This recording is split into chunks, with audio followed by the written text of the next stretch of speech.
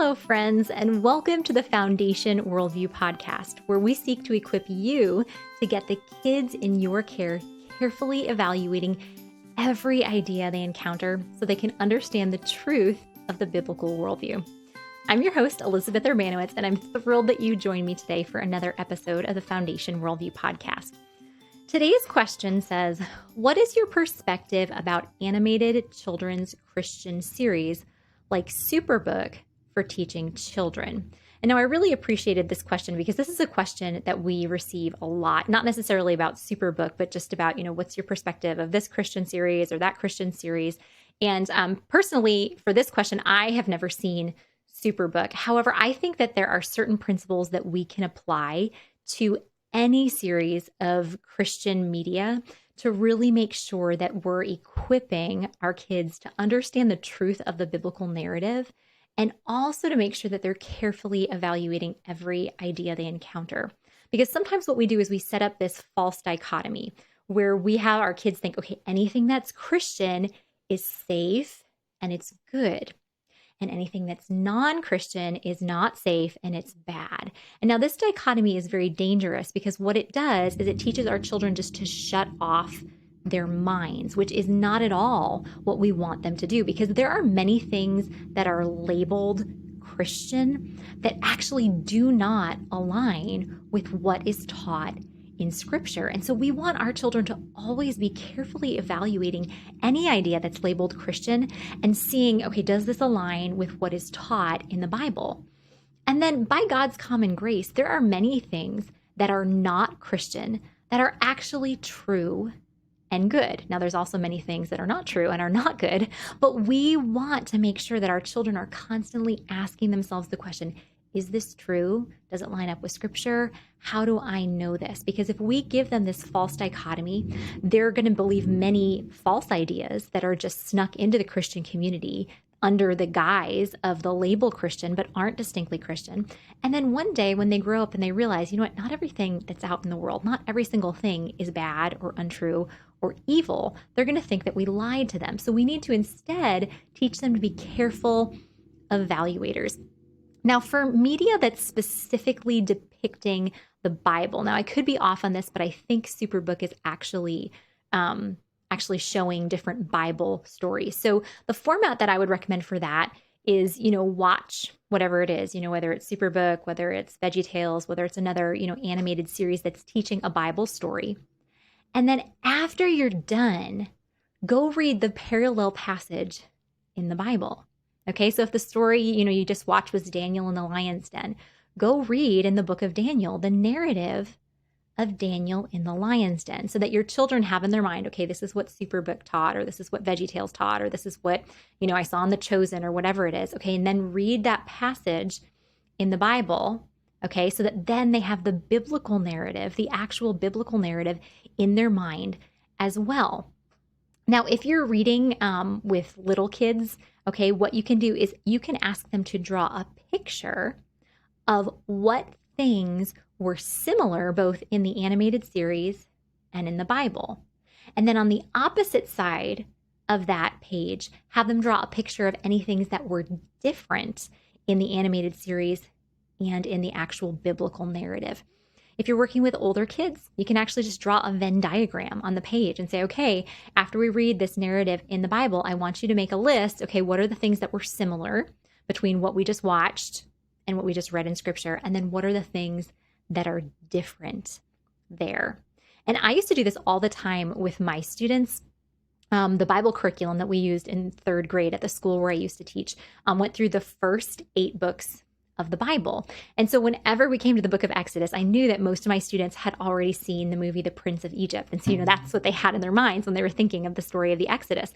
So what we do is we would read, we would actually, it was an academic setting, so we didn't watch the movie first. We'd actually read in Scripture first what God had revealed. And then after that, we'd watch a portion of the Prince of Egypt. And what I would have my students do is I would have them then fill in the Venn diagram. Okay, what things are similar?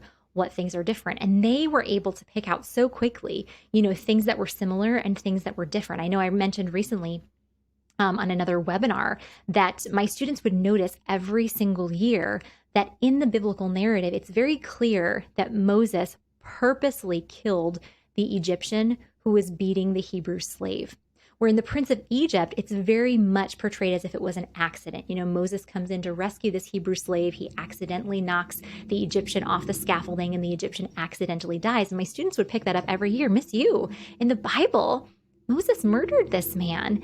And in the movie, he accidentally knocked him off the scaffolding. So if we train our kids to do this, okay, to look at a biblical story that's animated or just, filmed, and then to use the Bible as the anchor for what parts of this accurately depict what's in the Bible, and then what parts do not. If you're working with kids like 9 on up, you can actually then talk about the difference between something where they've actually gotten details wrong, like in that Prince of Egypt example, and things where they have just embellished. Like a good example of this would be The Chosen. Now that I haven't seen every single episode of The Chosen, but the episodes that I have seen, I've seen a lot of things, that have aligned with the biblical narrative.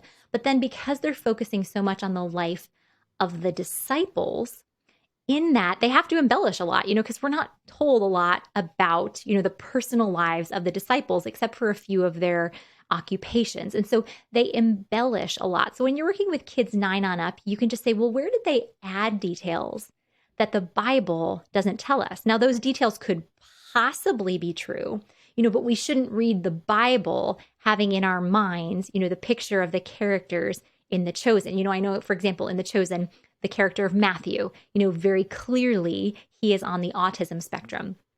Is it possible that Matthew the tax collector could have been on the autism spectrum? Absolutely. But should we view Matthew every time we're reading the Gospel of Matthew as someone who's on the spectrum? No, because we're not given that detail in Scripture. So that's another thing. When we're working with older kids, we can identify 3 different things, things that were true to the biblical narrative, things that were not true, and then things that we don't know whether or not they're true. They're just embellished, for the purpose of taking some artistic license, and if you're going to make like a very long series on Jesus and the disciples, you have to embellish a little bit because we don't have as many details, as it would take for multiple seasons of a series like that. And then just the discussing that together, and having these discussions, because the more times we have these discussions, the more these thought patterns actually become ingrained patterns in our kids' minds. Even if they don't appreciate it, even if they don't like to do it, we just want to equip them to think this way. I've mentioned multiple times, my mom, when she was raising us, she didn't go into this much detail when she'd have us evaluate what we were watching, and she did a lot more explaining than asking questions. But still, every time she would pause a movie and would explain something to us, it at least got us thinking, so that we were used to actually thinking every time we watched something. And I mean, that pattern that my mom set, for a very large part, that's why I do, what I do today, actually helping parents and pastors and Christian educators get the kids God has placed in our care thinking critically. It's due to that pattern that my mom set when I was growing up, and that just has continued to develop throughout the years. Now, for media where it's not necessarily teaching a biblical narrative, like it's not necessarily teaching Daniel in the lion's den or David and Goliath, or the life of the Jesus and the disciples, but where it's teaching Christian principles, like maybe it's like a video teaching on the fruits of the Spirit, or how to be kind to one another. What I would suggest for that is to first watch the video together. And again, this is something that's key. I know a lot of times, we adults like to think of like, oh, screen time. Yes, it's like my break.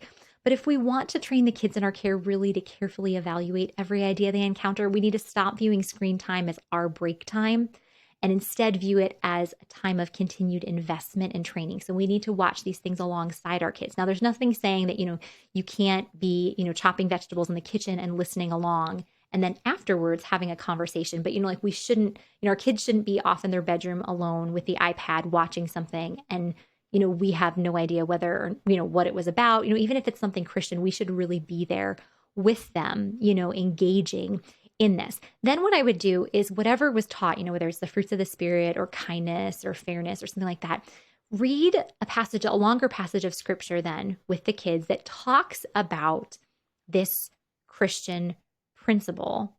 And then discuss, okay, the way that this was presented in the video, or the show. Sorry, I'm dating myself saying video. I know nothing is like VHS anymore. But, the show, did what was presented in the show actually line up with how it's presented in Scripture? Again, we're wanting to anchor everything back to Scripture. And does this align with what God has revealed in His Word?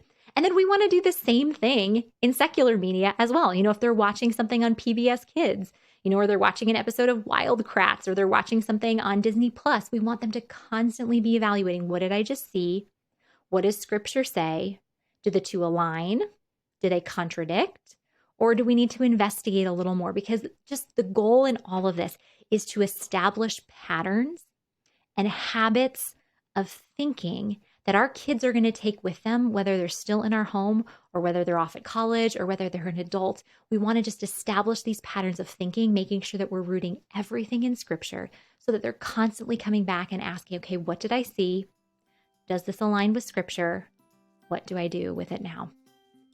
Well, that's a wrap for this episode of the Foundation Worldview podcast. But as always, my prayer for you as you go on from here is that God would richly bless you as you continue to disciple the children He's placed in your care. I'll see you next time.